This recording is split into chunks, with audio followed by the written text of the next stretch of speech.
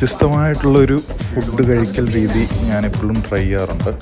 അപ്പോൾ ഇന്ന് ഭയങ്കര വിയേർഡായിട്ടുള്ളൊരു കോമ്പിനേഷൻ എന്ന് പറയാൻ പറ്റത്തില്ല, പക്ഷേ കേരളത്തിൽ പല ആൾക്കാരും ഈ ഒരു കോമ്പിനേഷൻ കഴിക്കുന്നുണ്ടെന്ന് ഞാൻ വിശ്വസിക്കുന്നു. ബ്രേക്ക്ഫാസ്റ്റിന് ക്രിസ്പി ആയിട്ടുള്ള ദോശയും സാമ്പാറും ഉണ്ട്. എന്നിരുന്നാലും ഞാൻ മീൻകറി കൂട്ടിയാണ് ദോശ കഴിച്ചത്.